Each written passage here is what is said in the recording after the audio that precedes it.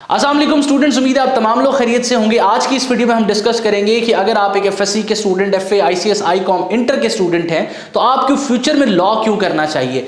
यहाँ पर बहुत ज़्यादा स्टूडेंट होते हैं जो कंफ्यूज्ड होते हैं कि आप जो है वो किस डिग्री को अपना करियर बनाएं, क्योंकि इस एक डिसीजन के साथ आपकी पूरी की पूरी लाइफ अटैच हो जाती है। आपने यूनिवर्सिटी के 4 से 5 साल भी उस डिग्री के साथ जो है वो गुजारने होते हैं और साथ आपकी पूरी की पूरी प्रोफेशनल लाइफ जो है वो डिपेंडेंट होती है। और हमारे यहाँ पर मेजॉरिटी जो स्टूडेंट्स हैं वो अपनी डिग्री को ज़राए आमदन, ज़रिया माश बनाने वाले होते हैं इन फ्यूचर।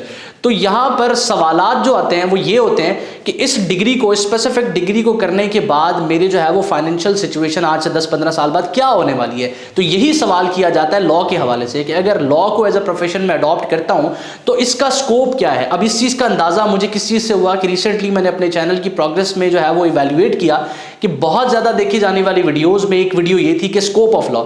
इट मीन्स कि स्टूडेंट्स और उनके पेरेंट्स कंसर्न है कि अगर हमारे बच्चे को हमने जो है वो लॉ करवाना है तो इसका स्कोप क्या है। अब आज की इसी वीडियो में हम ये चीज़ें डिस्कस करेंगे कि आपको लॉ क्यों करना चाहिए। अब यहाँ पर कुछ ऐसे स्टूडेंट हैं जो कि बाय चॉइस या अपने शौक, पैशन की वजह से लॉ कर रहे हैं, उनको हम एक तरफ रखते हैं क्योंकि इन लोगों के पास एक वजह है लॉ करने की। लेकिन यहाँ पर बेशतर अफराद, बेशतर स्टूडेंट्स ऐसे बच जाते हैं जिनके पास कोई वजह नहीं है लॉ करने की। बहुत सी चॉइसेस में से लॉ करना उनकी एक चॉइस है। तो आज के इस वीडियो में मैं आपको कन्विंस करने वाला हूं कि आपको लॉ क्यों करना चाहिए। सबसे पहली रीजन तो यह है कि लॉ करने के बाद अब तमाम लोग जो लॉ ग्रेजुएट होंगे, आप अपने मुल्क के कानून से वाकिफ हो जाएंगे। आपको पता होगा कि इस मुल्क में रहते हुए इस मुल्क का कानून आपको कौन से राइट्स प्रोवाइड करता है, कौन से हुकूक प्रोवाइड करता है और अल्टीमेटली आपकी ड्यूटीज क्या हैं as a citizen.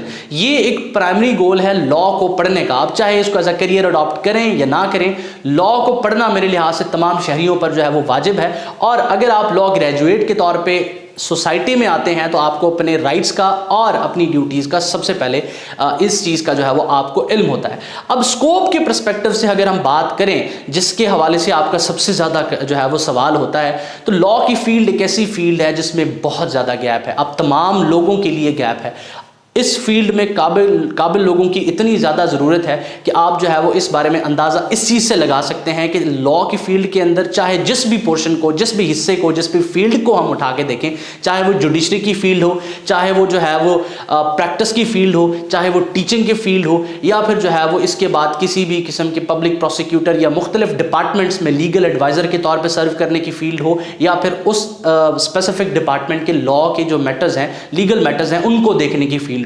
Her field में इतना गैप है कि यहां पर काबिल लोगों की जरूरत है। तो अगर आप एक ऐसे स्टूडेंट हैं जो अच्छा स्कोर कर चुके हैं, जिसका एकेडमिक बैकग्राउंड अच्छा है, मैं आप तमाम लोगों को कन्विंस करूंगा कि आपको इस फील्ड को कंसीडर करना चाहिए। आई बटन में एक वीडियो है, आप उसको भी देख सकते हैं जिसमें स्कोप को जो है वो ब्रीफली एक्सप्लेन किया गया है कि लॉ करने के बाद कौन सी कैरियर अपॉर्चुनिटीज हैं। लेकिन इस वीडियो में हम सिर्फ ये डिस्कस कर रहे हैं कि आप लोगों के लिए इस फील्ड के अंदर बहुत ज्यादा स्कोप है। वो लोग जो सेंट्रल सुपीरियर सर्विसेज की तरफ जाना चाहते हैं, लॉ को आप इसलिए एज ए करियर अडॉप्ट कर सकते हैं। देखें, अब यहां पर आप BS इंग्लिश करके भी जो है वो जा सकते हैं, लेकिन आपको प्रोफेशनल डिग्री करनी चाहिए कि इन केस आप जिस कॉम्पिटिटिव एग्जाम के लिए प्रिपेयर कर रहे हैं, अगर आप वहां पहुंच नहीं पाते, कुछ लोगों का गोल होता है जुडिशरी, या कुछ लोगों का गोल होता है कि वो जो है वो सेंट्रल सुपीरियर सर्विसेज की तरफ जाएं, या कुछ लोग वैसे ही ग्रेजुएशन करना चाह रहे हैं, तो आपको लॉ में इस वजह से करना है क्योंकि ये एक प्रोफेशनल डिग्री है। इन केस आपका जो गोल है, जो अल्टीमेट गोल है, जो लॉ के रास्ते से गुजर के जाता है, आप वहां तक नहीं पहुंच पाते, तो आपके पास एक अच्छा खासा जो है वो ऑप्शन बच जाता है कि आप लॉ को एज ए करियर लेके चल सकें। प्रैक्टिस के अंदर भी जो है वो बेतहाशा अपॉर्चुनिटीज़ हैं।